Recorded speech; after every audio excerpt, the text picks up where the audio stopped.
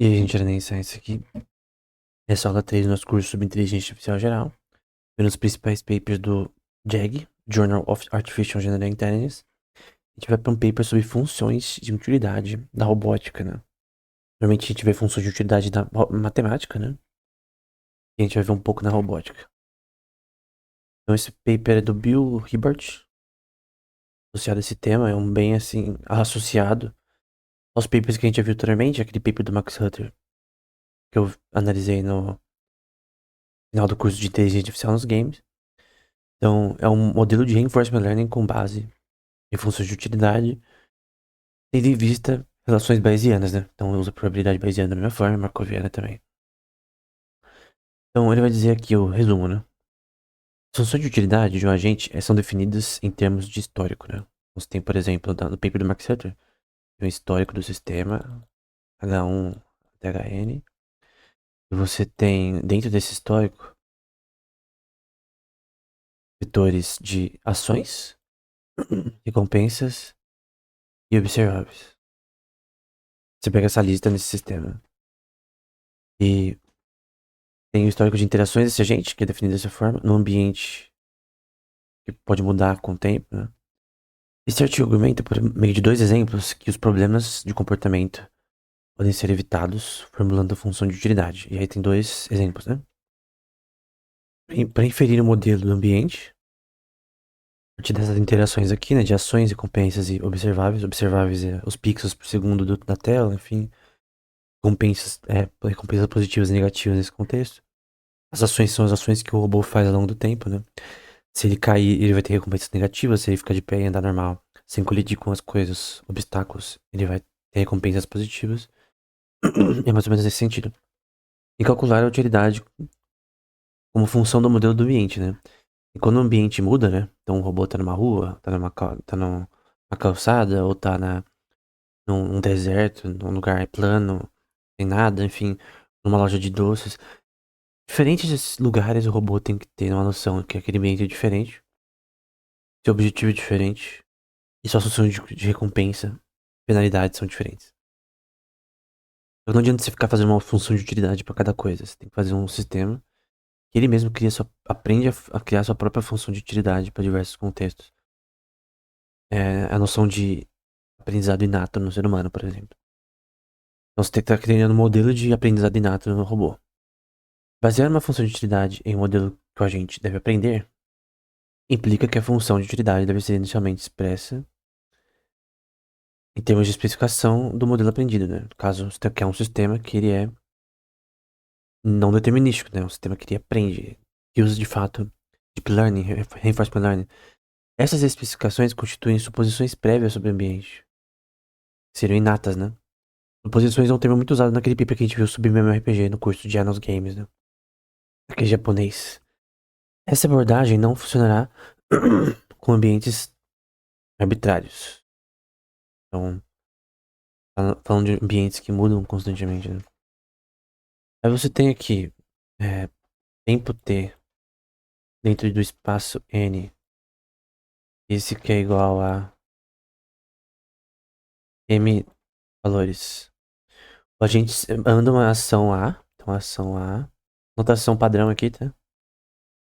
Então as ações do robô ao longo do tempo, ou do agente de IA nos jogos também, que é aplicável, elas acontecem no espaço A. E aí, o ambiente, ele recebe essas informações que tá dentro do observáveis ou IA em O, onde A e O são sets finitos, né? Então eles acabam. E aí vai dizer aqui, né? Nós assumimos um ambiente computável, nós modelamos que... Opa, vou arrumar aqui de novo. Nós modelamos que dentro do espaço Q no geral, em que Q é um conjunto de programas com uma máquina de Turing prefixa, como a gente já viu no paper anterior, universal.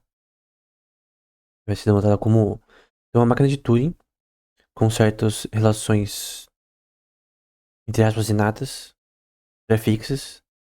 É uma máquina que pode computar qualquer coisa que seja computável. Em que você tem um conjunto de programas que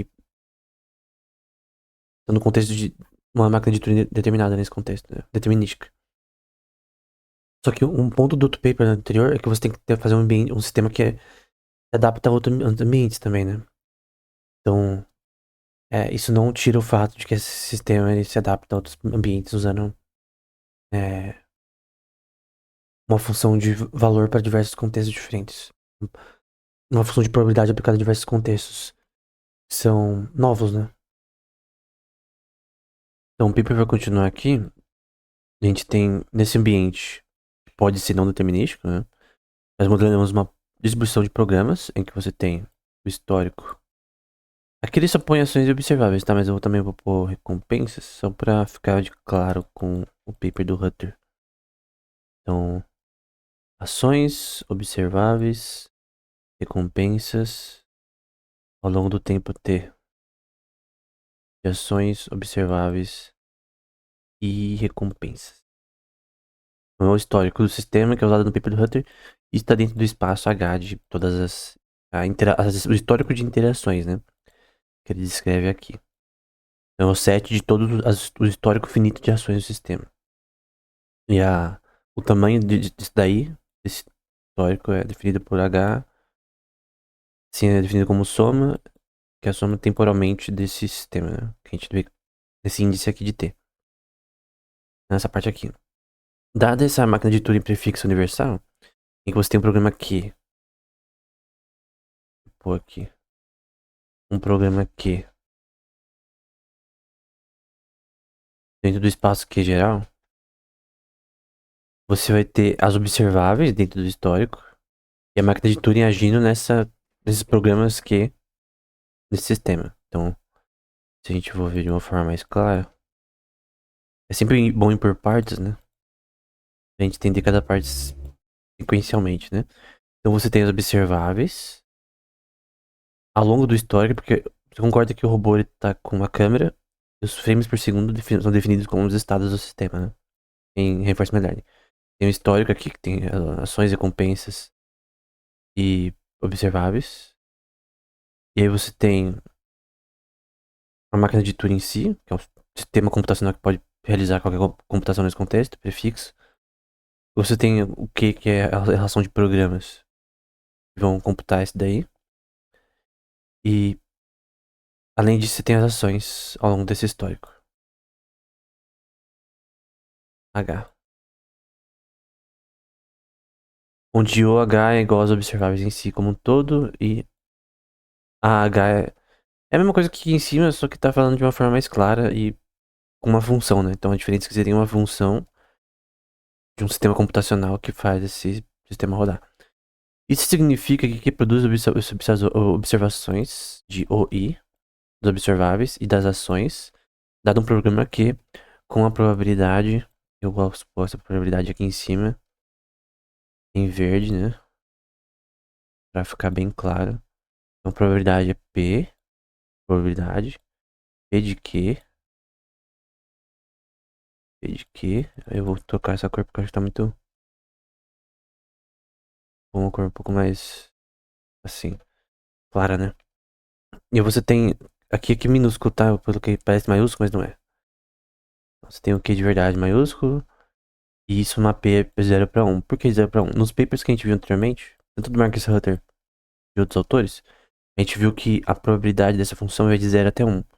Você tem graus de crenças, beliefs, do ponto de vista bayesiano, com base nesse espectro, né? Então pode ser de 0,2, 0,3. Então, as evidências associadas ao seu sistema robótico fazer tais ações e concluir que tais ações são corretas ou não, dele se movimentar, dele pegar objetos e tal, ele ter esses degrees of belief que pode ser de 0 até 1. Então, para uma certa evidência pode ser 0,2, por exemplo. Ou outra 0,3. Ou 0,9, enfim. Quanto maior o número até 1, mais grau de evidência que aquilo é uma forma correta de aprendizado, por exemplo.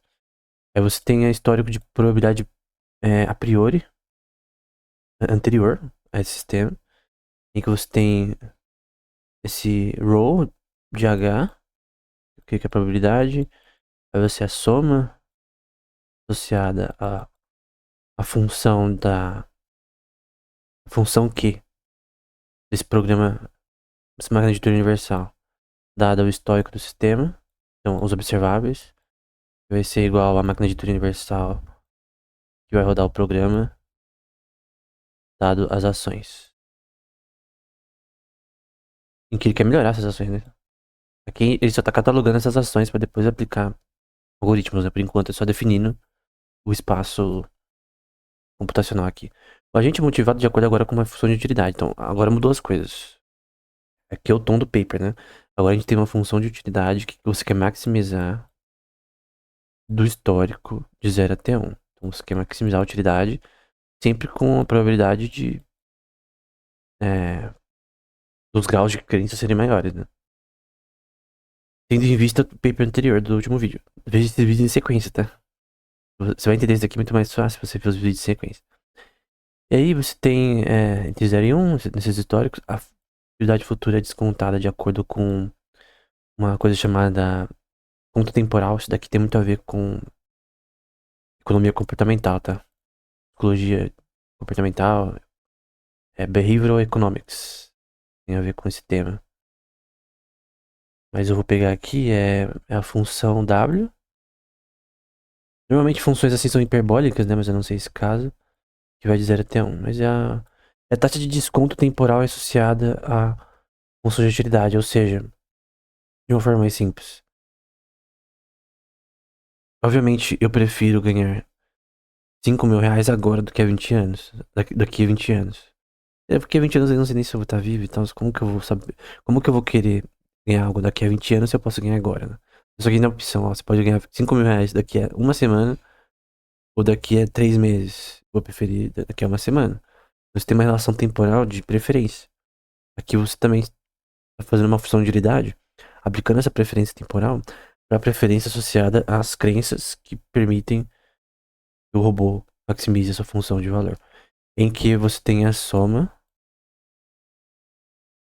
T dentro de N dessa função de utilidade temporalmente sendo menor que infinito, né? Óbvio que é menor que infinito porque quer que o seu robô faça as escolhas temporalmente enquanto você tá vivo, né? Mas o ponto é esse. Aí você tem essa função, que é a função de valor, V de S normalmente é a função de valor, e aqui você tem a função de valor temporalmente associada ao histórico, então você quer maximizar a função de valor associada ao histórico do sistema. E como você faz isso? Nesse paper, ele está definindo isso com a utilidade, a função de utilidade, né? Então você tem essa função de utilidade W, a soma do histórico H, que é essa daqui, temporalmente, então histórico, por isso menos T. Aí você tem a função de utilidade associada. Tem duas funções. Na verdade, esse W é o desconto temporal, em que você tem uma função talvez hiperbólica, que você quer que o seu sistema ele não demore muito para fazer as suas escolhas de função de utilidade. E aí você tem a utilidade em si, que é associada ao histórico, que é a maximização. Dadas certas ações, qual maximiza a minha função de utilidade pro robô não cair que nem um idiota no chão, ou pra não colisões, enfim. Ou pra pegar objetos corretamente, ou fazer uma compra no supermercado de forma correta. Um robô físico, né? E aí você maximiza as ações dentro do espaço de total de ações. Eu vou colocar em amarelo agora. Você quer maximizar essa função de valor temporalmente do histórico em relação às ações, né? Bem que na anotação do Hutter, se você pôr H já tá bom. Então você não precisa pôr H. Tudo bem, ele coloca H aqui. Uma diferença, atrapalha um pouco na verdade. E aí você tem essa função de valor final aqui, que vai ser a soma das observáveis do sistema ao todo e a probabilidade. Eu tenho que desenhar isso aqui, eu vou desenhar essa região aqui. Vamos lá. A função de valor, dadas aos históricos e ações do sistema, do agente, as ações do robô e o histórico, que está associado a ações, recompensas e observáveis. Nesse caso desse paper, só ações e observáveis. E aí você tem a soma, sigma, em ou dentro do espaço de todos os observáveis, que é os frames por segundo, pixels da tela. E aí você tem a probabilidade. As observáveis são as imagens na tela do robô que tá vendo temporalmente. Tá vendo os obstáculos que ele tem que ultrapassar, por exemplo. As escadas que ele tem que subir. Dada esse histórico e ações. Então, dado o histórico e ações, você tem as observáveis e a interpretação delas. E por fim você tem a função de valor dada histórico e ações observáveis. No paper do próprio Marcus Sutter, é só H, né? O H já resolve isso, né? No paper do Marcus Sutter você tem um mapeamento, né? Dessa função I, H, né? Então você mapeia a maximização dado um tamanho de código específico e uma complexidade como Gorov de resolver esse problema, que é achar um menor programa para computar phi de H. Então tá tudo associado a esse paper também. E o agente denotado pelo tuple, que é probabilidade, que é esse P, utilidade U, utilidade de desconto W, que tem a ver com temporalmente. Você tem um decaimento futuro da escolha de utilidade, em que você quer que o seu sistema, no geral, similar ao ser humano, né? Escolha sua função de utilidade rapidamente. Um preço de desconto temporal. É aquela relação. Eu prefiro ganhar 5 mil agora do que 20 anos. Embora, do ponto de vista da teoria de utilidade, eu teria o mesmo valor. Só que, do ponto de vista psicológico, eu prefiro agora, entendeu? Teve um paper com relação à função de utilidade. Deram com caras do exército americano. E aí, é muito, assim, reconhecido o exército americano nos Estados Unidos, entre as pessoas, entre um público no geral. Dessa questão de que eles fizeram serviço e tal. Normalmente você tem essa questão de você ter respeito a eles, né?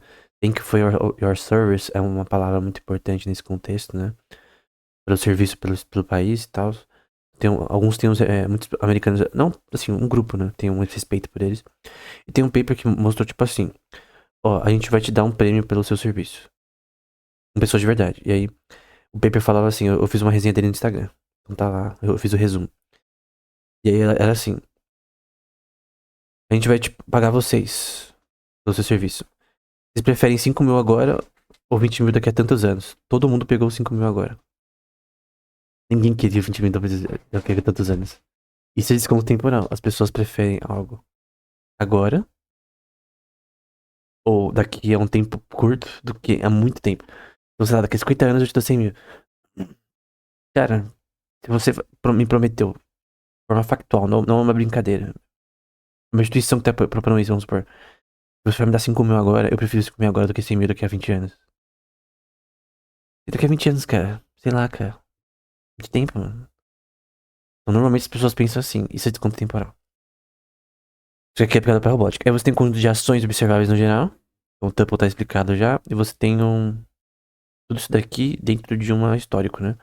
Aí eu vou deletar essa parte aqui de baixo. Pode tirar print, tá? Do que eu tô escrevendo, tá? Aí você tem as ações, soma das histórico, mais um que significa que é contínuo. Aí você tem a maximização. Tendo em vista as ações dentro do histórico global de ações. Do que você tá maximizando aqui, no caso. Maximizando a função de valor. Eu quero maximizar. Em reinforcement learning é basicamente isso que você quer fazer sempre. Em relação ao histórico, dado histórico e ações. Ou você quer maximizar essa função de valor. Essa é a relação que a gente quer de utilidade. E tem uma coisa que também o Rutter fala, que é o tamanho do programa, né? Dependendo do tamanho do programa, você resolver a complexidade Kolmogorov desse programa é mais difícil, né? Lembrando que a complexidade Kolmogorov é resolvida como K de x, em que K de x é igual à minimização de uma função qualquer g de x. Então você quer achar o menor tamanho de código possível para resolver um problema. Então, dado um problema computacional, qualquer um, conjectura de Goldbar, qualquer coisa. Quer achar o menor programa possível para resolver esse problema. Qual é o menor programa possível? Então, o tamanho do código aqui, code length, é muito importante aqui no paper do Rutter. Que ele está citando aqui também. Então, o tamanho do programa aqui vai ser aqui, é a soma do tamanho do programa. E aí, vai ser contado como uma tabela binária. Aí você tem o tuple. Tem algumas coisas aqui. Ele explica esse que se no começo, tá? Que é essa palavra grega aqui. Que tem o som de que se. Aqui a gente tem que se, utilidade. Utilidade de desconto. Eu já expliquei. Ações globais e observáveis globais. O que se do histórico é o que ele vai denotar aqui. O que se do histórico é no contexto de uma AIXI, que é um sistema robótico específico aí, aplicado para robótica. É muito comum nesse jornal acadêmico. Da probabilidade a priori para o histórico H é derivada de se de Q é igual a 2 elevado a Q. Então, que se de Q que é igual a 2 elevado a menos Q, que é a soma. Esse Q tá com um norma que é soma, né? Então é o programa. Tá rodando o programa 2 elevado ao input. Então 2 elevado a n, né, na prática. Né? Então. E aí essa relação é denotada pela complexidade de Kolmogorov de K de x, né? K de h, por exemplo, na verdade. Então é K de h. Que é definido pelo tamanho do menor programa. Eu tenho que desenhar esse programa, senão fica zoado. Vou desenhar aqui. Que é.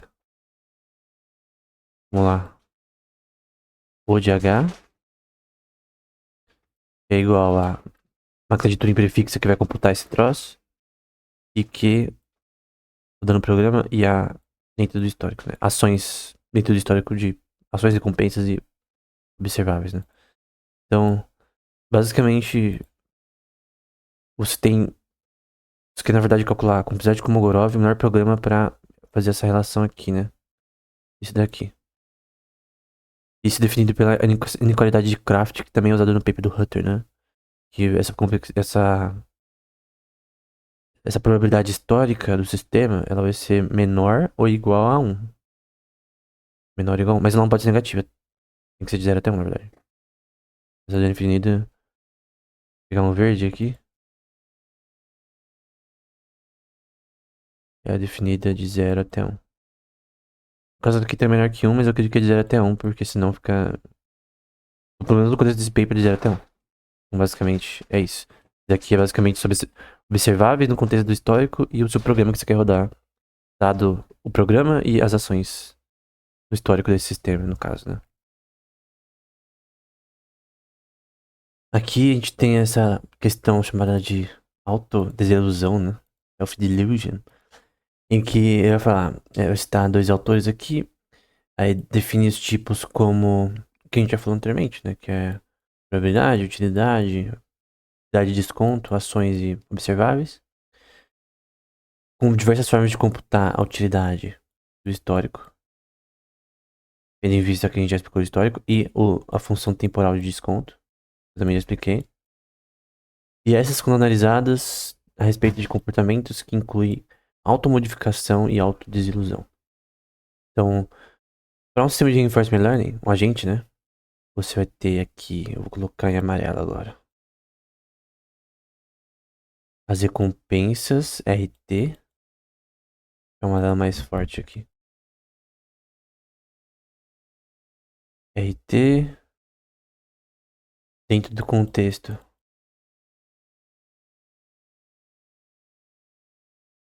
Que as observáveis são definidas como as observáveis futuras, que é esse chapeuzinho em cima, ao longo do tempo, e as recompensas ao longo do tempo.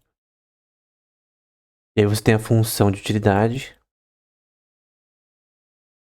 que é igual às recompensas, né? Porque é um sistema de reinforcement learning, com a soma do histórico. Opa, com a soma do histórico aqui. E aí você tem que o desconto temporal que tá aqui vai ser. Eu vou colocar aqui. Eu vou tirar isso aqui. O desconto temporal vai ser WT. Então, ou seja, o desconto temporal ao longo do tempo. Normalmente no ser humano de forma hiperbólica, tá? Um robô, não sei como vai ser. Vai ser igual a 1. E se e somente se t for menor que m. Onde m é uma constante futura e t é o tempo, né? E zero ao contrário, né? Então esse negócio todo pode ser 0 ou 1. Ou ele vai de 0 até 1, que nem a gente já viu várias vezes nos papers anteriores, né? Aí o agente buscando um objetivo, né? Com um objetivo em mente, vamos supor que seja. Você gosta desses exemplos esdrúxulos, né? Atravessar a rua, né? Então o objetivo dele é atravessar a rua. Então você tem essa função de utilidade, o de H é o histórico, né? E você tem o objetivo G.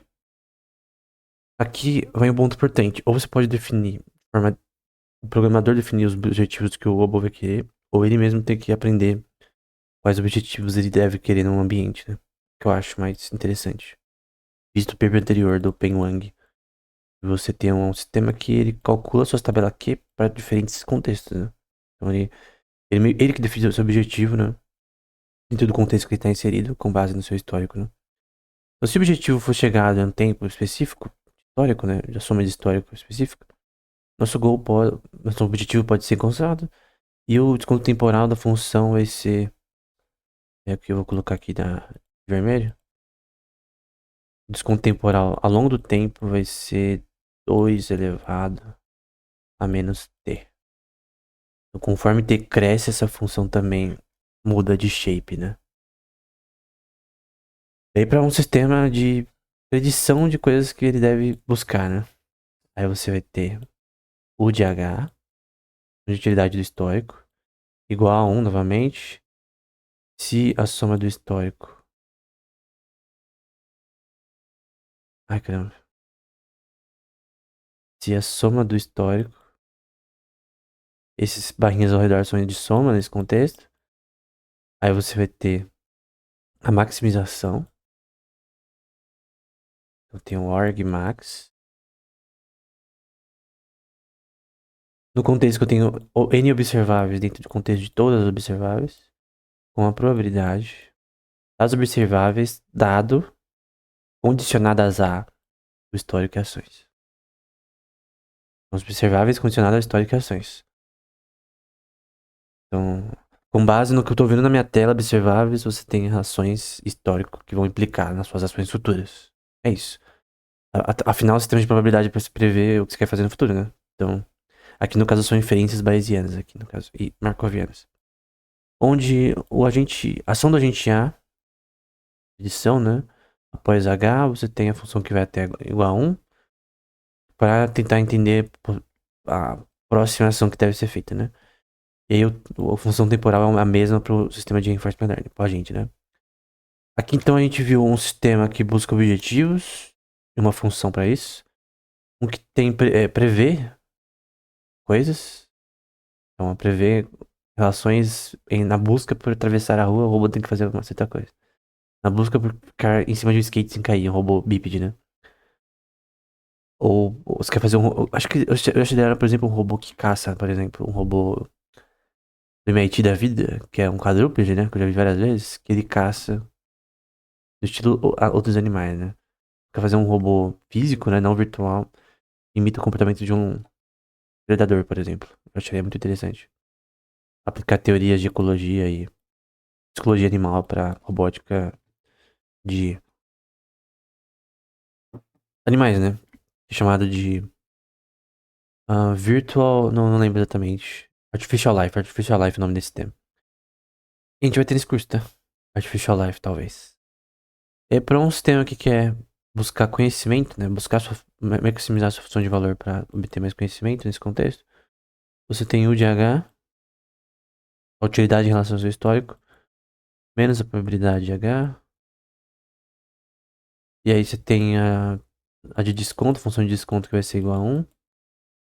Se T é igual a M, não for, vai ter contextos que T, por exemplo, vai ser menor ou pode ser até maior que M, né? Opa, a merda tá para o caminho. Onde M é constante, né? E zero, se não for, né? Então vai de 0 até 1 sempre. Isso aqui é uma sign function. Para a caixa de desilusão, que é a função que a gente viu anteriormente definida, a gente pode escolher ou modificar os observáveis para ter uma ilusão de utilidade máxima, né? Então, a utilidade, a recompensa máxima ou o menor caminho para o seu objetivo, né? Então, você cria uma relação de utilidade que talvez não esteja no ambiente, mas você está fazendo para o seu sistema aprender. E é como se fosse uma recompensa virtual, entre aspas, talvez. E essa caixa de desilusão é expressada como D e um mapeamento de observáveis para observáveis, né? Faz sentido mapeamento de observáveis para observáveis, que você está falando de ambientes diferentes, por exemplo, em que, por exemplo, você pode até usar transfer learning, né? Pode, coisas que o sistema de IA já aprendeu, o robô, e aplicar para outros contextos. Você tem pontes entre domínios de conhecimento, então se o robô já aprendeu, por exemplo, a fazer equações, ele pode aprender a questões de, por exemplo, de cálculo de estoque. Ele não estudou cálculo de estoque, mas ele tem as noções de aritmética básica, ele pode aprender noções de estoque e por fim, colocar caixas no lugar certo em relação ao estoque, fazer o mapeamento do estoque. No Star Wars tem isso. Tem um robô no Star Wars no eu tenho que lembrar, no Rebels. Star Wars Rebels, tem na Disney Plus. Tem uma parte mais pro final que tem um robô de cálculo de estoque que ele é destruído no final e tal. Mas que ele calcula estoque e tal. Isso é possível, cara. Já vi vídeo da Amazon com robôs. Parece, só que pequenos de chão, que levavam caixas de um lugar pro outro. Então você tem aplicações de robótica em estoque, sim. Pra logística e tal. Pra coisas que são mais físicas, né? Sempre vai ter alguém pra gerenciar, mas enfim. O código implementado D é parte do agente, da função do agente A, né? Perdão, das ações do agente. A gente não se chama A. Essa anotação tá errada. As ações que é dado D, né? É o código aqui. E manda pro ambiente. E o agente transforma essa observação D.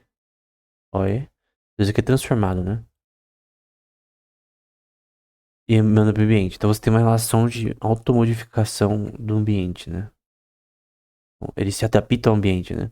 Então aqui você tem um agente. Tem essa função D. A relação de ações. Essa tal de Delusion Box, né? Seria a caixa de desilusão. Do Ring do Orso, nesse contexto. O ambiente global. Então, Envy global. No caso de Envy. E você tem ambiente interior, né? Do sistema. Então, o ser humano, por exemplo. O ambiente global do ser humano é o mundo ao seu redor. Perceptível, né? E o anterior é a sua consciência. Nesse caso, é o sistema interno do sistema robótico. Como que ele cataloga o sistema global? É a câmera que ele vai ver as coisas e vai entender o que está acontecendo. Ele vai armazenar coisas do seu histórico e vai usar isso no futuro.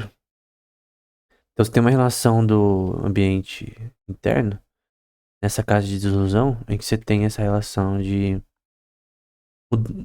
você analisar para diferentes observáveis, né? Pra ambientes diferentes, você tem uma relação de mudanças de ações para maximizar essa função de utilidade, né? Então, modelando o ambiente com um programa estocástico, né? Então, randômico, entre aspas, né?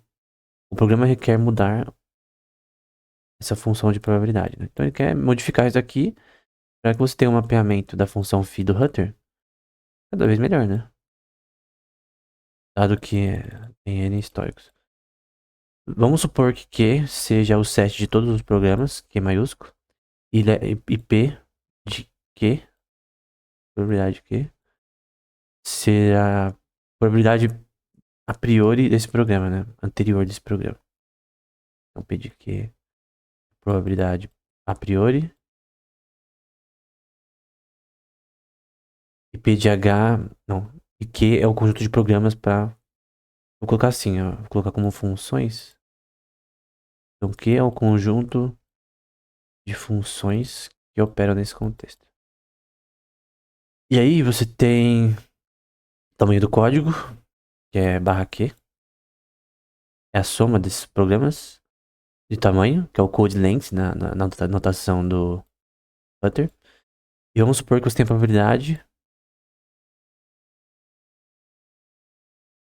do histórico dado esses programas rodando, e que você tem a probabilidade que computa o histórico H Produz as observações e ações nesse contexto com o fim de maximizar a utilidade futura e, no fim, o robô conseguir agir de uma forma cada vez melhor, né?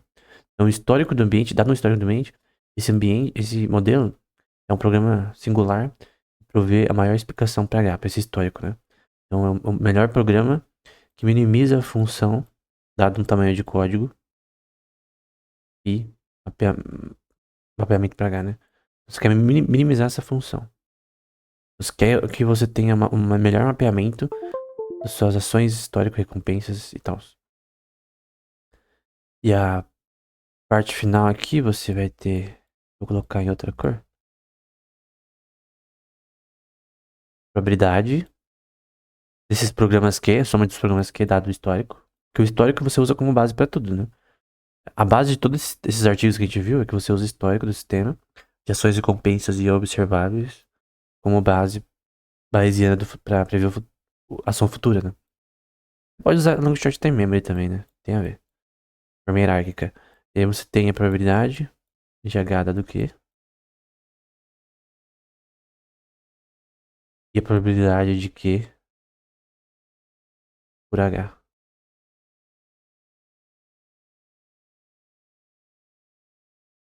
Vamos supor que coube, né? De P por H. Então, a probabilidade do histórico em relação aos programas e a razão entre os dois, né? Entre a probabilidade do programa, dos programas e do histórico. E aí, você tem que. Essa probabilidade de H é constante, tal que é eliminado. Aí você define uma função lambda de H, é nova aqui, mais provável para modelar essa função. E como que funciona essa questão aqui? Você tem lambda. Vou tirar isso aqui. Você vai ter lambda aqui. Vamos pegar um verde. Lambda de H, do histórico, vai ser a maximização. Dado que eu tenho Q programas dentro do espaço de todos os programas que rodam essas funções, em que eu vou ter a probabilidade, a maximização, tá? Da probabilidade, do histórico dado aos programas, a probabilidade dos programas. Então, quero, dado esse histórico, condicionado a essas funções, se elas forem boas, né? Porque dentro dessas funções aqui, a soma dessas funções seja uma bosta, né? Vamos supor que foi um nicho. Aí você tem que calcular isso de novo, é um algoritmo interativo até que você maximize. Então, no começo você não vai conseguir maximizar. Se o sistema de IA vai ficar ruim, vai treinando, vai jogando Flappy Bird até conseguir aprender, até conseguir se adaptar ao sistema, ao novo ambiente. Então, o Q inicial pode ser ruim, mas com base no histórico do sistema, ele cada vez mais vai usando esse histórico de forma hierárquica, né? Pode ser usado long short term memory, né? Você tem essa relação hierárquica da memória.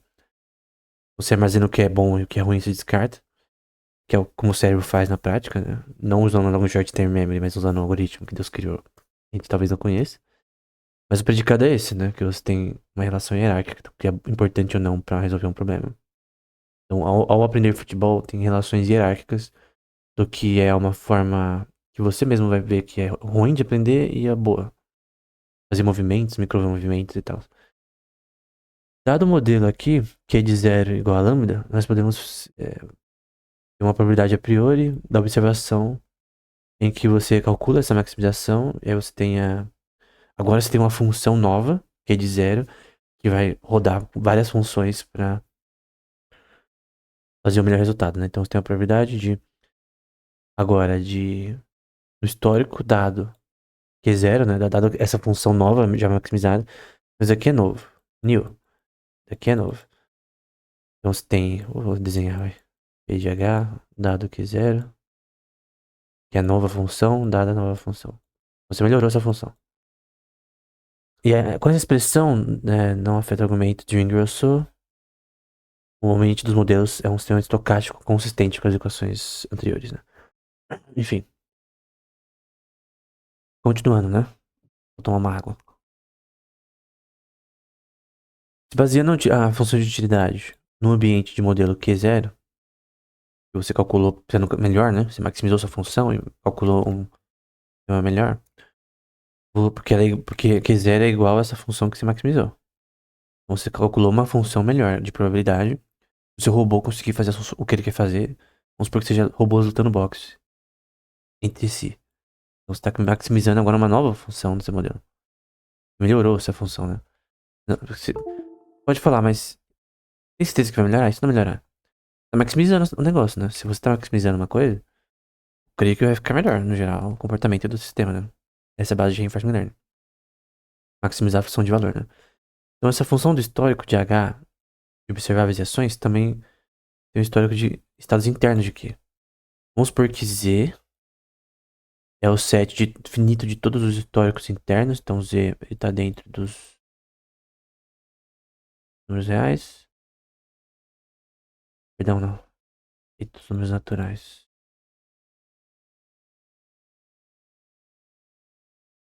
E reais é com R, na verdade. Confundindo aqui. E vamos supor que Z está dentro de um Z maior, né? Aqui é o Z maior, dentro dos números naturais. E você tem que. O Z minúsculo, né? Que é individualmente, no conjunto global de Z. Você tem estados internos Q0, né? Que é Q0 é igual a lambda de H, que é a função de maximização de H. Maximiza a função aqui. E nós podemos definir a utilidade. Esse novo programa Q0 que é melhor que o anterior. Dado histórico e Z.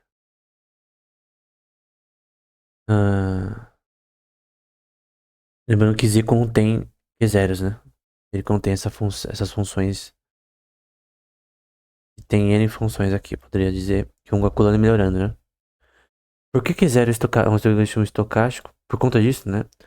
Muitos sistemas internos históricos de Z, dado uma observação histórica, e utilidade podem expressar a soma dos pares de utilidade histórico e Z, que é as funções que estão sendo maximizadas. Então você tem o histórico do sistema de um lado, do outro lado você tem as funções que estão sendo computadas para melhorar a probabilidade do seu robozinho maximizar sua função de utilidade, que vai fazer esse se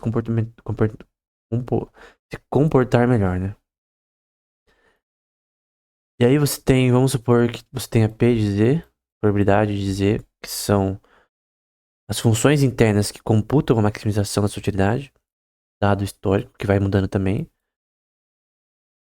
visto que é zero. Então você tem a probabilidade de que é zero computa Z dado H. Aí você tem a utilidade de função para isso, a utilidade do histórico para isso. E no fim, eu vou apagar esse negócio aqui. A definição mais prática da função de utilidade tem U de H, utilidade de H, vai ser igual a soma de Z dentro de todos os Z's. A probabilidade de Z, lembrando que Z é o set de históricos finitos de estados internos de Q0. Ou seja, está relacionado às funções que computam a maximização da utilidade, que faz o programa melhorar. Então Z, dado que histórico, é as funções que maximizam sua utilidade.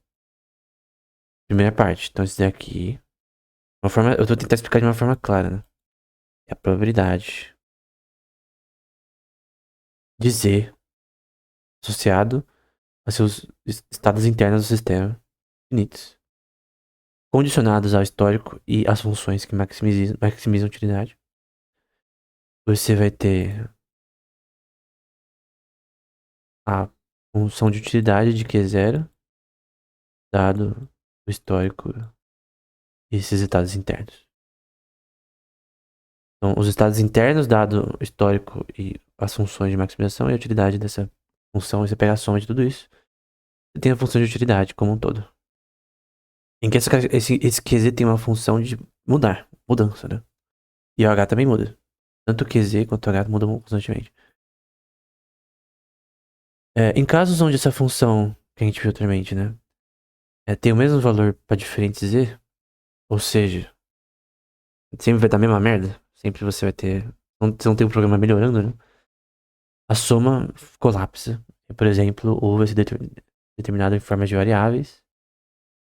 E a soma colapsa para U de H vai ser igual a probabilidade. Opa. U de H é igual a probabilidade da soma dos estados do sistema, onde você tem N estados, definem, por exemplo, a quantidade de informação por frames por segundo na tela do robô usando uma câmera, por exemplo. E você vai por características booleanas pra isso, né? True. Eu vou pôr de 1 pra 0, tá? Vamos supor que 0 seja falso e 1 seja verdadeiro. Vai ser igual a 1, que é aqui. 1 é true e 0 é falso. Aí você vai ter igual a 1. Então, os estados do sistema vão ser verdadeiros, né? Vão ser considerados evidência verdadeira do sistema. Dados históricos do sistema e as funções de maximização do sistema, que é 0, é igual a lambda de H. Segunda parte. A função de utilidade de Q0, dado o histórico e estados do sistema serem verdade. E aí, aqui embaixo eu vou colocar, né? Pra ficar caber, né? Você vai ter mais a probabilidade dos estados do sistema serem falsos. Então, 0. Dado os mesmos dados, né? O histórico e vírgula Q0. Por fim, a tabela Q0, em vez de ser verdade, né?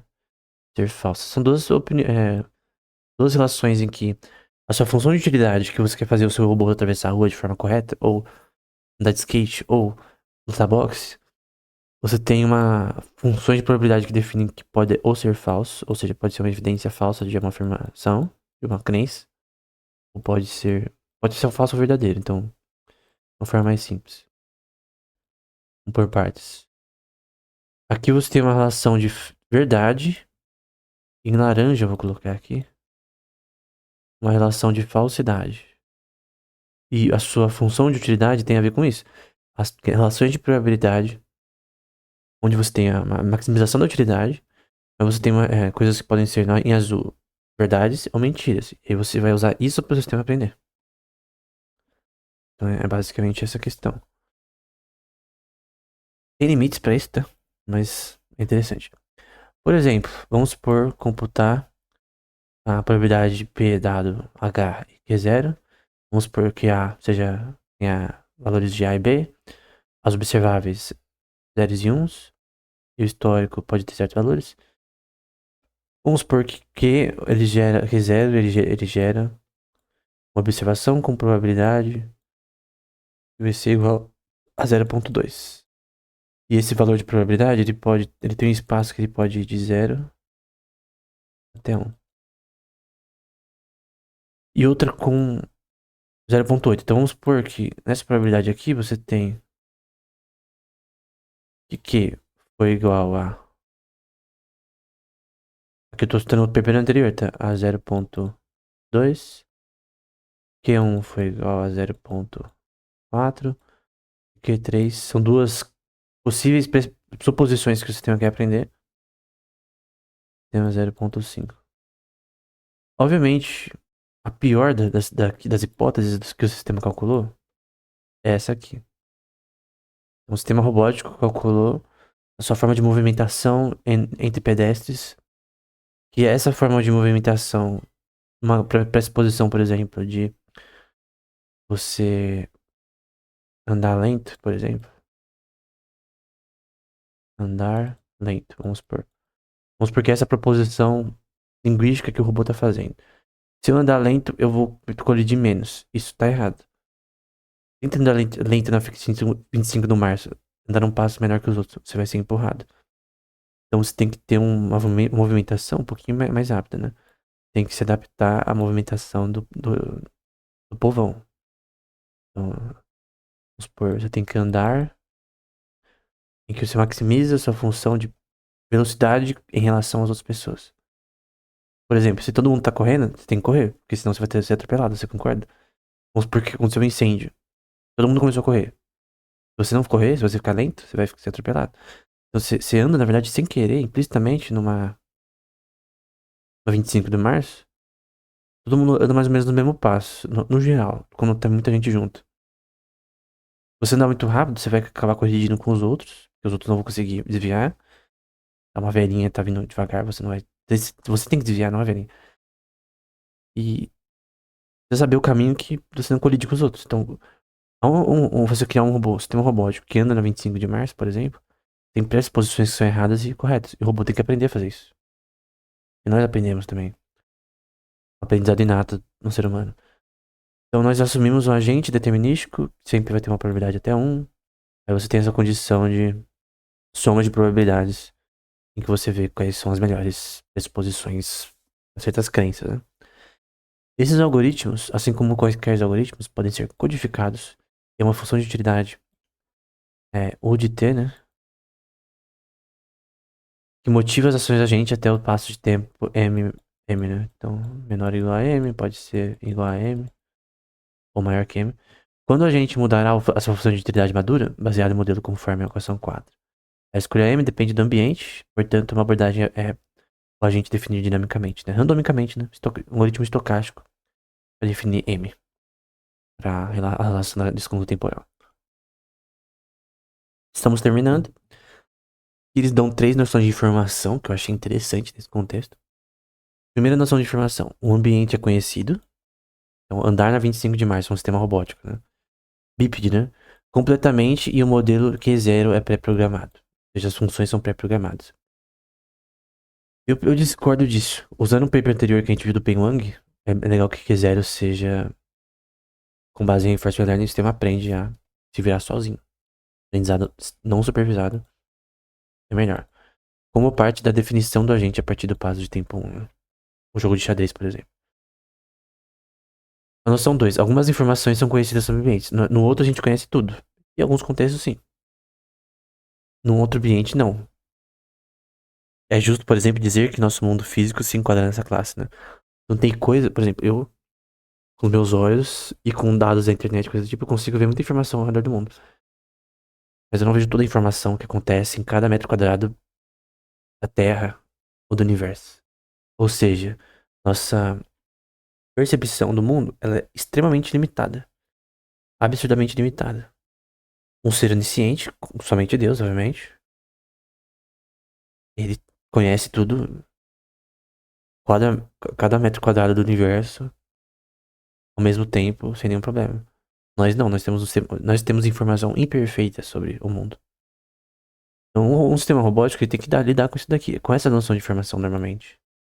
Em que algumas informações são conhecidas, mas não todas. Ele tem que desenhar suas evidências, suas beliefs, né? Crenças com base nisso. Não programar, na minha opinião. Outra opção é que não há informações conhecidas sobre esse ambiente, né? Normalmente não. Normalmente você tem informação, sim. Então, normalmente, para robótica, essa noção de informação 2 é a mais aplicada, né? É uma noção aristotélica também, no geral. Aqui a gente tem já o CBN, né? Que o Marcus Sutter cita no outro artigo, né? Que é o sistema Bayesiano dinâmico, né? Rede Bayesiana dinâmica. Então você tem aqui que Q0, aquela função anterior, é igual a maximização do histórico, que é lambda de H. E é possível computar isso de forma infinita, um algoritmo aproximado disso, e aí você tem a função inicial de utilidade do sistema, dessas funções Q0, mas tem um algoritmo que se ele quebra, ele falha num certo contexto, né? Então a questão é que eles definem como, outro define como uma função computável, esse lambda, né? Infinitamente computável. Então, é possível computar essa função. Sabe por que ele tá dizendo isso? Tentando provar isso? No paper do Hutter, tem uma relação que essa computação ela é difícil. Se calcular essa relação aqui, né?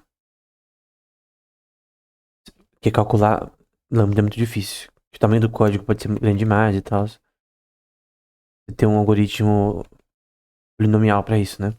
Ele prova que nós assumimos esse modelo usando processos marcovianos ou a rede de Bayesiana dinâmica, que o eu ter citado anteriormente, e que pode computar H.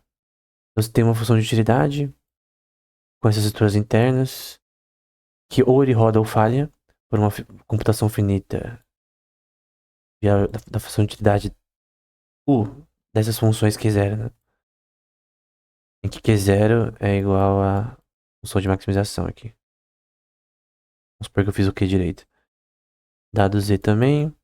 Então essa função ele está tentando provar que pode ser computada por uma máquina de Turing prefixa. É computável. E para MDPs, processos marcovianos de decisão ou bayesianos dinâmicos, isso aqui é importante, tá? Porque o MDP é um processo marcoviano. É diferente a forma de probabilidade. Ela usa os estados atuais do sistema. O bayesiano, ele usa o histórico do sistema de uma forma diferente aqui. Então aqui não tem você pode usar um dos dois ou combinar os dois, né?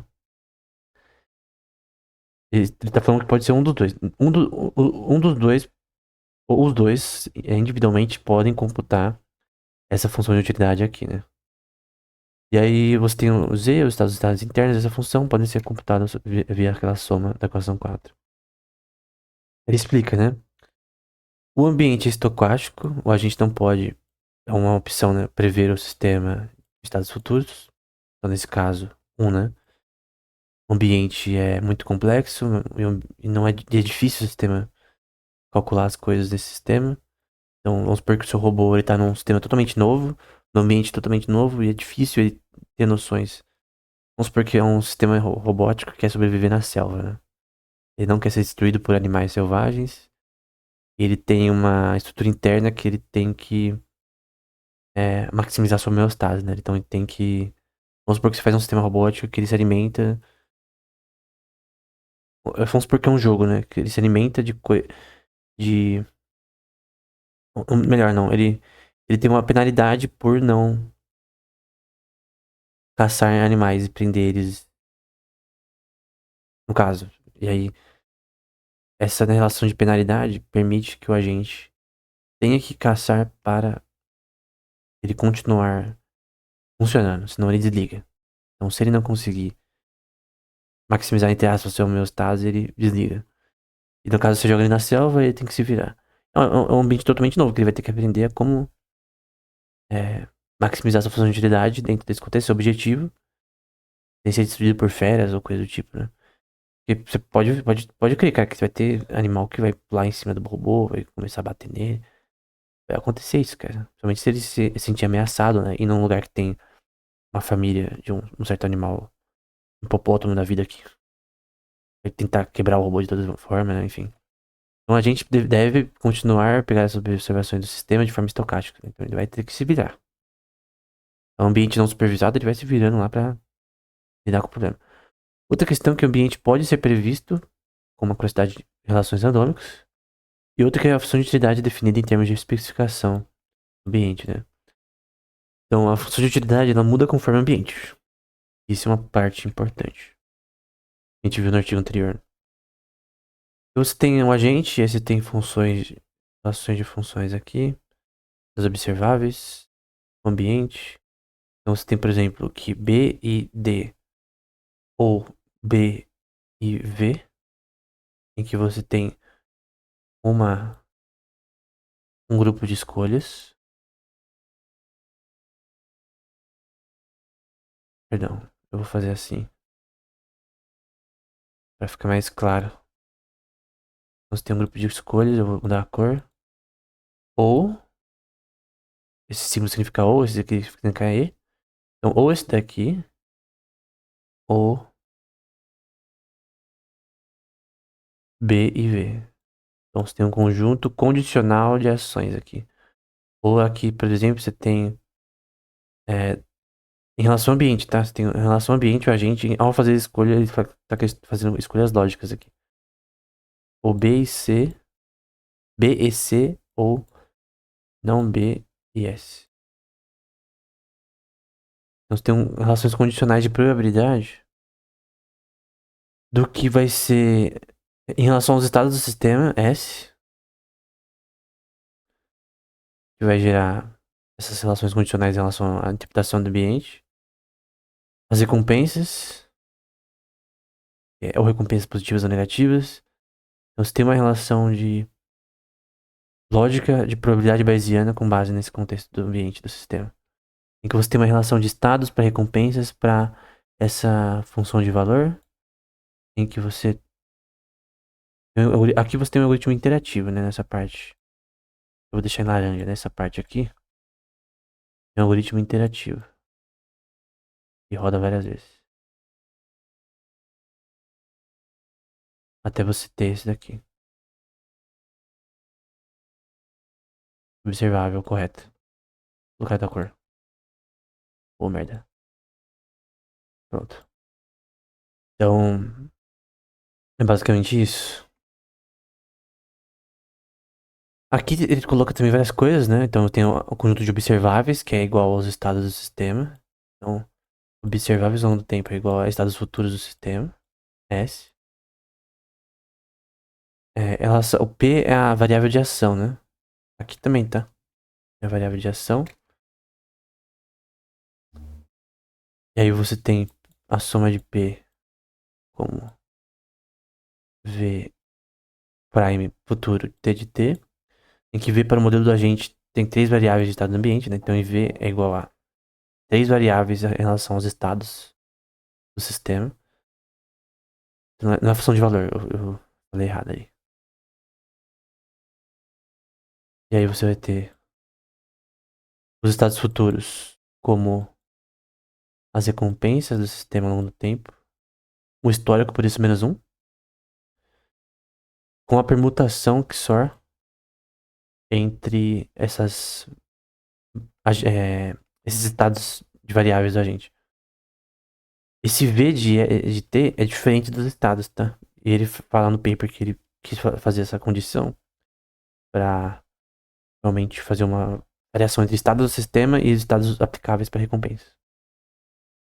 Então, tem os estados do sistema no geral e os aplicáveis somente para recompensa. O Ruther coloca X, se não me engano, né? E fala de vetores característicos, eu acho que é a mesma coisa aqui. Então você tem um histórico de recompensas com a permutação em relação às variáveis do estado do sistema. Bom, essas variáveis elas vão agir nas recompensas para a recompensa ser dada ao longo dos estados, né? Mas lembra que esse V. Ai, caramba. Esse V aqui é diferente dos estados, né? Então vou pôr aqui, ó. V, T é diferente de S, T. Ok, e aí eu vou colocar amarela. Você tem as recompensas futuras, né? Prime, ao longo do tempo.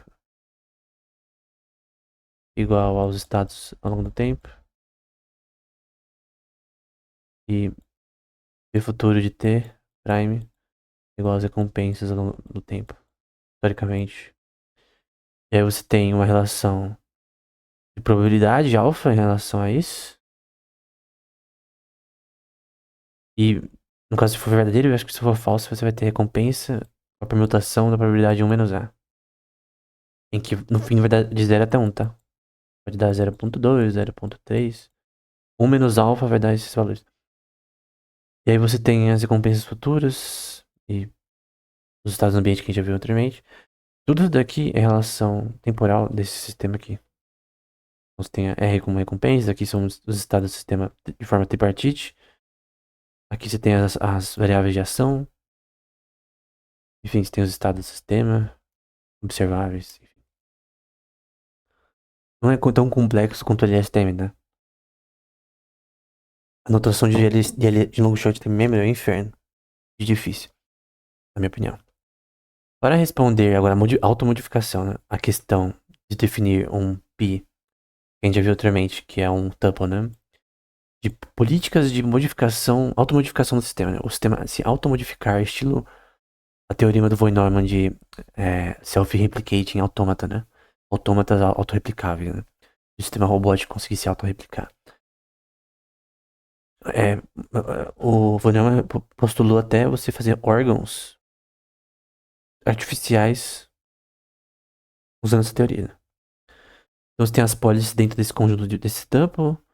E você tem essa policy que vai ser. Deixa eu fazer aqui dentro. Não é. Essa policy I vai ser igual a H, que é o soma de seu histórico. Esse histórico vai implicar seu conjunto de ações vezes o tuple geral. Eu vou colocar aqui como minúsculo, porque senão vai criar confusão. Eu vou colocar aqui em verde. Minúsculo aqui. E aqui é uma policy da. Uma policy em A é uma questão de melhorar o seu algoritmo de aprendizado. Normalmente usando gradientes para isso e tal. E aí, no caso, esse tuple aqui, que se eu não me engano, o tuple, ele é. A ordem tá errada, tá? Mas é. Vamos lá. A função de utilidade temporal, de desconto. O que é a função de utilidade. Tem o espaço de ações observáveis. Tem outra coisa também. E H também. Acho que é isso. E aí você tem aqui essa policy. Vamos pegar a amarela. Dentro de H, dentro das históricos do sistema vai ser igual a relação entre ações futuras e a policy futura. E você tem um mapeamento disso para os históricos de ações da gente depois de H. Aí você quer calcular pi futuro, né? Que é o pi melhor, né? Então, o pi anterior é esse daqui, você quer calcular o pi futuro, que é o pi que é melhor. Que maximiza essa função de automodificação. No caso de reinforcement learning, né? De A, descent e tal. E aí nós definimos essa função de policies e tal, com expressões recursivas. Sua função de temporal de desconto, que é W. Você tem um desconto temporal aplicado para função de recompensas, né? E vamos por partes agora. Então, você tem um desconto temporal com base em reinforcement learning, que é o W ali. Então você tem V de π e H. Aqui no caso é a função de valor. É o valor em relação a uma policy. A policy que você quer maximizar para melhorar seu aprendizado e seu histórico você usa como base também para isso. Maximizar sua função de valor. Então tem duas coisas que você maximiza sua função de valor aqui. A policy e o histórico. π e H. Porque o π é diferente do π que a gente viu anteriormente. Não aqui, né? Obviamente. E você tem a função de utilidade de U de H. Mais as penalidades do sistema. A função de desconto temporal. Aí você tem a função de valor de π futuro. Dado o histórico do sistema e as ações futuras. Onde esse aqui vai seguir. E embaixo, eu vou falar aqui. Você tem o V da policy do histórico e as ações. Vão ser iguais à soma das observáveis do sistema. Condicionadas às observáveis, dado o histórico e ações. E a função de valor da policy, que quer melhorar o sistema de aprendizado. Histórico, ações e observáveis. Então, basicamente, você quer calcular a sua função de valor, cara. Que você quer maximizar. Essa é a sua função de valor. Você tem agora a função de utilidade aqui. Então, você tem duas funções de valor. Uma relacionada a policy histórico e ações. E uma associada a policy histórico. Em que na de policy histórico você tem uma função de utilidade para calcular tudo isso. Uma função de desconto temporal para calcular tudo isso. Mas no fim o que você quer calcular é a utilidade do histórico em relação ao desconto desse histórico da função de valor. Para você ter por exemplo, vamos supor que seu robô começou a tropeçar que nem idiota e tá dando funções negativas, né? Então esse valor vai diminuir. Isso é um problema, porque você quer maximizar esse valor. Qual é a outra cor? Esse valor aqui vai diminuir. E para você maximizar a função de valor em si, você tem a soma da probabilidade das observáveis, que é os pixels na tela, frames por segundo, condicionadas ao histórico de ações e a maximização dessa policy, histórico de ações observáveis. Então, usando as equações 13 e 14, a gente pode calcular uma policy futura, né? Que é a policy que a gente quer maximizar. Em que você vai ter essa policy futura. que é melhor que a anterior, obviamente. Uma, essa apólice aqui, ela é maior do que a apólice anterior. Maior ou igual, né? E aí você tem essa apólice agindo no histórico, porque essa apólice, lembra que em A é para melhorar o seu aprendizado. No caso, melhorar o próprio sistema de histórico. Ele tá dentro da conjunto de ações e pólice futura. Em que você quer. Vamos lá. Maximizar. Opa, foi embaixo.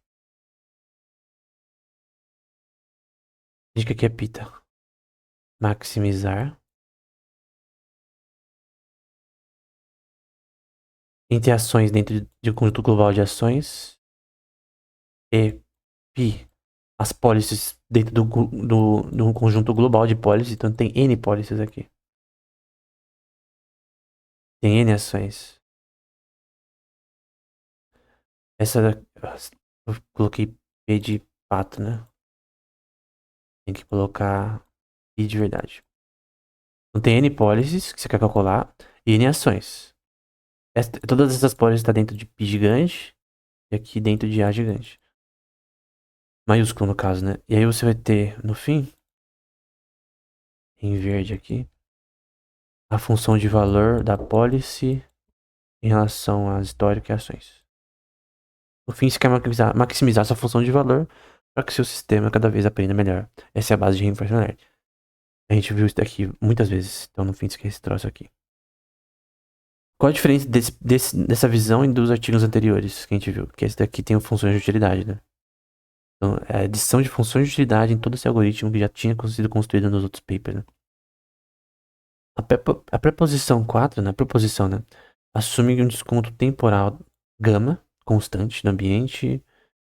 E aí é o programa pi futuro, em que você vai ter para todo o histórico, dentro do conjunto global de histórico, você tem a relação de que existe uma ação dentro do conjunto global de ações.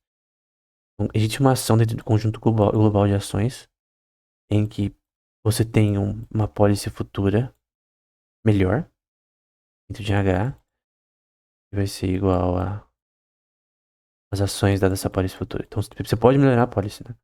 Você tem ações futuras, não, ações do sistema, do seu robô, que podem melhorar a policy, no fim melhorar esse aprendizado, maximizar a função de valor, e no fim, numa colisão, ele vai evitar colisões numa 25 de março. Você quer fazer um sistema de robótico que anda na 25 de março, um bípede, de 1,80 m, andando na 25 de março. Para você não ter colisões, essa relação de tentar copiar o movimento do ser humano, né? Então você pode usar um pouco de imitation learning, behavioral cloning, mas não fiz que o sistema aprenda. Então, existe de fato, a gente não pode negar isso, existe de fato ações que o robô pode cometer dentro do espaço global de histórico do que ele já aprendeu. Existem ações, elas de fato maximizam sua policy. Então, existem essas ações, ele pode fazer ações melhores, ele pode não colidir, não cair. Então, é isso que você quer achar. Quais ações que de fato maximizam sua policy nos estados do sistema que já estão incluídos em H? Então, existe. Aqui eu já. Não. Existe H dentro de H total. E existe uma pólice futura. Não, uma pólice contínua, que é diferente da pólice que é melhor que ela. Onde existe uma ação futura, por isso prime, dentro de A. Mas essa parte é importante, eu vou marcar. Existe uma ação futura que melhora o seu robô, o agente de A. Existe. Não pode negar isso. Vou continuar aqui agora. Verde. E para todo A, histórico dentro de A, você vai ter uma função de valor da pólice futura. N pólices, tá? Várias pólices. Esse P' é igual a várias pólices. Em que você também tem o histórico e ações que vão ser, deixa eu ver aqui, maiores, né? Maiores. Vão ser maiores. Aqui existe para todo A dentro do conjunto global de A, tem uma função da pólice futura dos históricos e ações do sistema que é maior que a pólice anterior. Aqui maior do ponto de vista de tamanho de complexidade, talvez. Então, no caso, a melhor é essa em vermelho, né? Eu vou explicar de novo com detalhes. Então, vamos lá. Existe históricos em H em que isso implica que existe pólices futuras diferentes da pólice que você quer melhorar, em que existe ações futuras dentro das ações totais do sistema, em que para todo A dentro de A você acha uma forma de maximizar a função de valor futura para que o sistema se comporte de uma forma cada vez melhor. Então, existe tal ação. Essa é a parte mais importante. Existe tal ação. Futura, por isso prime. E aqui embaixo, vamos apagar essa parte aqui. Vamos lá de novo com calma. Você tem uma soma de observáveis dentro do conjunto global de observáveis e uma função de probabilidade das observáveis dado os históricos e ações futuras do sistema, em que a gente tem a função de valor em que as pólices futuras, a prime, dado histórico e ações futuras observáveis, elas são maiores. Eu vou pôr em verde, que é a soma das mesmas observáveis continuamente, né? Da probabilidade. A mesma probabilidade aqui, tá? É a mesma coisa, só que mudou só uma parte ali. É a mesma função de probabilidade. A parte que mudou é que a gente tem o P futuro, né? A pólice que maximiza na nossa função. Essa pólice aqui é melhor. Com asterisco. Essa que a gente quer é a pólice melhor. Dentro de histórico e ações futuras do sistema. E observáveis, né? São os pixels da imagem são observáveis, os históricos são ações, recompensas e observáveis. A questão é que você pode calcular a pólice que é melhor. Claro que se o seu tamanho de código for muito alto, você tem relações de complexidade computacional, mas a questão é que existe tal ação. Se você guardar aqui na esquerda em cima, existe. Opa, vamos lá. Compre uma Wacom pra mim. Eu preciso de uma Wacom. Existe uma ação A futura dentro de A. E essa suposição é verdade. Existe. Isso é incontestável. Existe. Tem sistemas de informação totalmente imperfeitos que você não tem informação suficiente. Talvez as ações não sejam possíveis. Mas um sistema com aquela proposição 2, em que você tem um ambiente, tem algumas informações conhecidas, não tudo, você consegue que essa função funcione. Nessa 3 não, tá? Nessa 3 aqui não. Se você não tem nenhuma informação, você não vai conseguir usar a probabilidade bayesiana, cara. Você pode usar Markoviana. Então, vamos lá. Vai ter até um curso de lógica na Liga Libertária que parece que vão fazer, né? Eu não sou capaz de ensinar, os caras pediram pra eu ensinar, mas eu não sou capaz, eu acho, de ensinar lógica ainda. Porque o que eu aprendi de lógica é mais pra ciência da computação, né? Então, por exemplo, esse é o tipo de lógica que eu manjo, né? Mas a lógica aplicada pra filosofia e tal, eu não manjo muito no momento, não. Tem que ler Mortari, tem que ler Quine. Um dia eu leio e vou fazer curso no canal sobre. No momento, a lógica que eu sei é de ciência da computação, né? Porque de repente alguém pode ver esse vídeo e falar, pô, mano, você falou que não sabia lógica. Eu manjo de lógica, mas a lógica é diferente. Então, existe para todas as observáveis, dentro do conjunto global de observáveis, uma função de valor do conjunto de N policies, dentro do histórico, ações futuras, guarda ações futuras, né? E observáveis, em que ela é maior computacionalmente do que a função que eu quero criar. asterístico, né? Eu tenho ações futuras nesse sistema que eu posso encontrar para maximizar a minha pólice e melhorar meu algoritmo. Essa parte aqui. Em que H prime vai ser igual a H, o histórico anterior, ações futuras e observáveis. Por que o H futuro é isso? Porque as ações que mudam, né? Os observáveis mudam também, o histórico, mas as ações você tá mudando constantemente, você quer mudar as ações no sistema para aprender. Você tem que a policy anterior é pior, é maior em questão de complexidade do que a policy melhorada. Aí você cancela esse daqui e aí vira a função de valor de prime futuro, né? Então, a segunda policy nesse contexto, associada a o histórico futuro e ação futuro. Isso aqui tem que explicar, tá? Quando você coloca um prime, tem um valor normal. Pi normal é a primeira policy. Depois tem pi prime, a próxima policy. Essa aqui é a pi prime é a segunda policy, a terceira policy. Eu posso colocar pi prime. E com cálculo, normalmente você faz dessa forma também. O que significa isso? Com policies diferentes que você está calculando. Primeira, segunda, terceira. É isso. Não, isso aqui não é difícil. A segunda policy é definida na função de valor com o histórico futuro primeiro e a ação futuro. Por quê? Porque aqui a gente viu, por exemplo, que o H ele é igual a tipo H ação prime, né? Ação futura e é observável. Então por isso que o prime do H ele evolui menor, de forma mais lenta que as ações da própria policy. Então você tem essa parte aqui, que vai ser maior. E policy melhorada. Prime. Ou seja, eu tenho primeiro essa equação aqui, que rodou primeiro. Vou rodar esse algoritmo de novo. Segunda vez. Aqui eu rodei pela primeira vez o algoritmo. Saúde.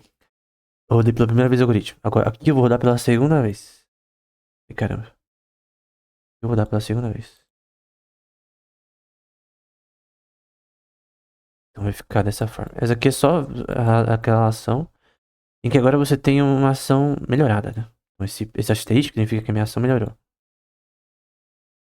E eu posso dizer que tem uma relação maior ainda em que eu vou ter em outra cor. Vamos ver se eu. Isso aqui é fácil, né? A função de valor melhorada.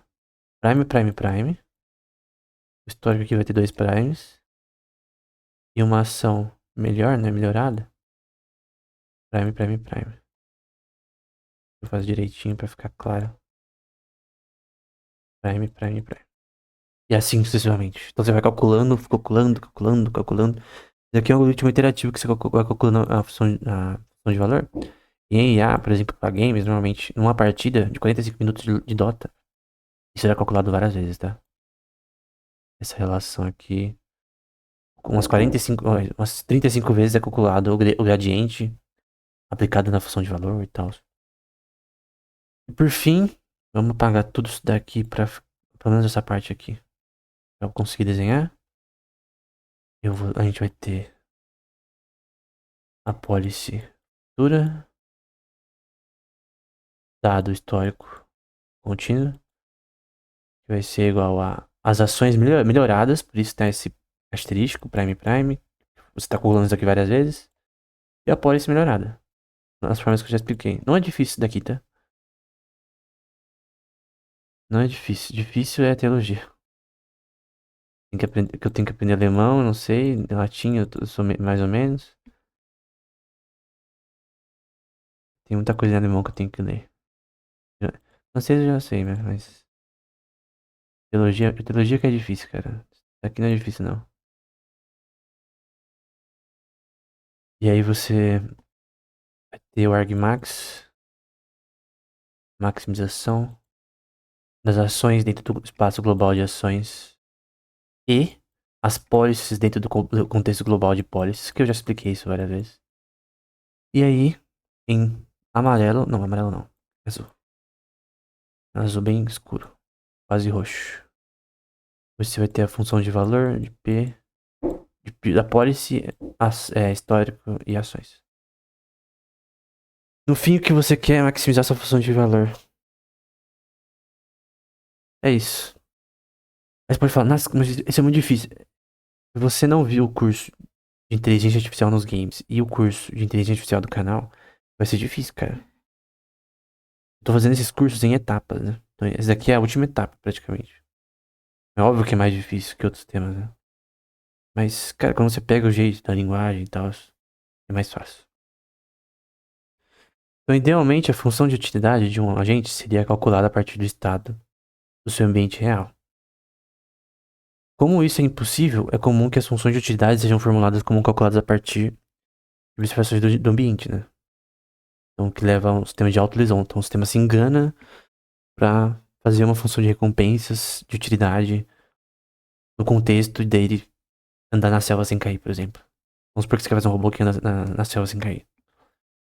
Este artigo propõe calcular a função de utilidade de um agente a partir de seu modelo interno de ambiente, como a gente já viu no slide anterior, que é aprendido a partir das ações e observações do agente. Então, ações e AN, né? E observáveis também. N, que é definida pelo histórico. De ações observáveis. Nesse artigo é só ações observáveis, tá? Mas no do Hutter ele adiciona recompensas. E aí, deixa eu botar só pra não ficar desenhando que tem idiota aqui. O artigo também demonstra que os agentes não se modificarão as suas funções de utilidade, assumindo que os agentes se automodificarão apenas para o aumento de valor. Então, eles só querem melhorar sua função de utilidade e não modificar elas de fato, o objetivo delas, né? No artigo anterior do Peng Wang, a gente vê diferente, né? Que na verdade poderia ser aplicado aqui. Eu não creio que ele aplicou de uma forma tão clara. A função de utilidade ela mudar conforme o contexto. Então, conforme o contexto da função de probabilidade bayesiana, você muda tanto a tabela Q quanto a função de utilidade, né? Porque a tabela Q a gente já tem, cara. Nesse contexto de reinforcement learning. Todo contexto de reinforcement learning você tem a tabela Q. A questão aqui não é só a tabela Q. O número de tabela Q se calcula. É você calcular ela em diversos contextos diferentes. N tabelas Qs, em que nessas tabelas Qs tem a função de utilidade. N funções de utilidade aqui, o de H, né? Tem que pôr o de H pra ficar claro. Não colocar o de H, eu tô inconsistente com o paper aqui. Então você tem essas funções de utilidade, começa com 1 até N. N vezes que você roda esse negócio. Então essas duas coisas elas estão ligadas, né? Nesse paper. E aí você tem essa relação que o contexto muda a tabela Q, na minha opinião. Seria uma aplicação desse paper. E a função de utilidade também. E também a função de desconto temporal, que é W, né, nesse paper. E aí você tem uma função de utilidade e tabela Q que muda conforme o ambiente. Então, conforme o ambiente, o sistema vai se virar e vai tentar se virar pra calcular essa tabela Q ali. Então ele vai se virar do que é hierarquicamente a função de utilidade e da tabela Q seria uma recompensa e penalidade. Então o próprio sistema define as penalidades e recompensas. Essa é a visão. Não é nós que definimos agora, porque normalmente nós, né? A gente coloca a tabela Q, coloca os valores certinho. Então se o agente do dia morrer é -1, se ele sobreviver 2.0, a recompensa é positiva, você soma isso daí. A questão é, você tem um agente que ele se auto-modela, ele se auto-constrói a tabela Q e a função de utilidade. Ele aprende a modelar isso. É um pouco difícil fazer isso, mas eu que essa que é a visão da a mudança de reinforcement learning. Coisas melhores, né? Então você tem um sistema que calcula tabelas Q diferentes, que calcula funções de utilidade diferentes, que ele se vira para calcular essa tabela Q, e não ser uma coisa determinística que o próprio programador coloca, é a mudança que esse paper sugere. Que eu creio que é abordagem, né? Porque a questão não é só ler o artigo, né? A gente tem que ver para que ele serve, né? Não, desculpa, é inútil. Eu acredito em matemática aplicada, só. Então tudo tem utilidade. Até matemática pura tem utilidade. Pode dizer que não tem, mas isso é só ignorância. Claro que tem utilidade, cara. A relatividade, as pessoas talvez na época poderiam falar, mas isso daí é inútil, é só físico, coisas que físicos dizem, né? Não teria Uber sem relatividade e sem a nascimento da física quântica não teria computador. Não poderia mexer no YouTube, Discord, sem teoria da informação de Shannon, você não teria internet. Sem teoria dos números, você não teria criptografia, então você não teria internet também. Você não teria sistemas bancários privados, que no caso usam criptografia. Então, sem avanços da matemática, cara, você não teria essas coisas. Aí você fala, é inútil. Aonde é inútil, cara? Ele pode ser inútil pra você pessoalmente, você saber como funciona. Mas você usa coisas que alguém teve que bolar a ideia, né? Pela graça de Deus que dá conhecimento ao ser humano. Que é só Deus que dá o conhecimento ao ser humano, né? E faz o ser humano avançar no seu conhecimento, né? Então, o time de Huber, né? Que um dos criadores de Long Short Term Memory, visão hierárquica de aprendizado, né, em A, teve uma abordagem que busca comprovadamente os sistemas que melhoram a si mesmo, né? Incluindo a possibilidade de reescrever sua função de utilidade. Aqui nós entra na parte que eu queria chegar. Você quer reescrever sua função de utilidade, ou talvez a tabela Q. Meta-learning. Tem a ver com meta-learning. Você melhorar seu próprio gradiente de aprendizado. Qual é o nome desse negócio? Godel Machines. Primeira vez que eu vi esse tema foi um podcast do Lex Friedman. Lex Friedman. Que ele fala com o time de Huber. Você põe em time de Huber, Lex Friedman já aparece. E se colocar lá Godel Machines. Tem Rose fala também de Godel Machines também. São máquinas que se auto-melhoram. Ah, mas a inteligência artificial já faz isso? Ok. Mas é uma versão aplicada para IA específica. Uma máquina que ela se melhora. E acho que é aplicável para robótica, né? O nosso foco nessas aulas. Então, guarda aí que a próxima aula vai ser sobre esse tema. A gente vai sair um pouco do JAG para Godel Machines. O sistema de robótica do Hutter é incomputável com recursos computacionais finitos, né? Mesmo aproximações via algoritmos como processos marcovianos e bayesianos dinâmicos. Que exigem muitos recursos, né? Então essa questão do paper do Hutter, né? Que ele melhora no paper de 2016 que a gente já viu anteriormente, no curso de Janus Games, né? Pra lidar com essa questão e fazer essa relação ser computável, né? Porque a versão primária ali desse algoritmo, né? Era difícil de computar. E ele queria minimizar esse tamanho de código, né? Exatamente pra chamar de CL, né? Tamanho de código, code length.